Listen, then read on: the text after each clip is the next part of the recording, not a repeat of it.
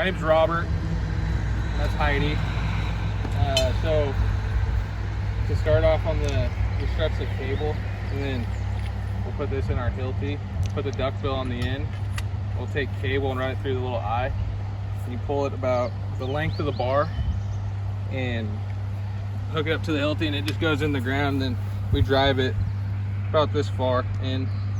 So we'll do that, and we'll pull the bar out, and the person that's helping with the hilty will wrap the cable on the pliers that we got, and you give it a good tug and you'll feel it set. It'll pull it where it's not going to come out, and then you cut the cable and just go every 4 feet.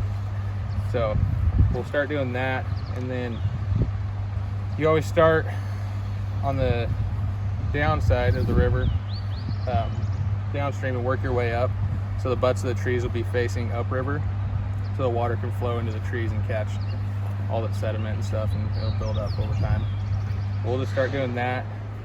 Shouldn't take too long. We go every 4 feet, and then we can start throwing trees down, doing some cabling. Have you guys done this before? Yep. Yeah, we do.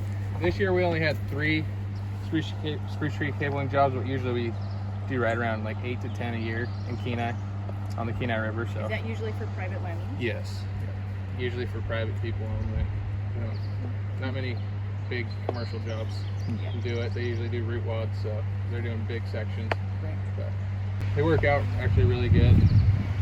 Takes about 2 years, and they'll be filled up with all the sediment and stuff, and then you come back and do another one on top. This is Moore's landscaping. Moore's landscaping? Yeah. Okay. Yeah, they've been doing this for decades. Yeah, I think Tom's been doing it for, I think this is his 31st year doing it. Holy cow. Oh, wow. So.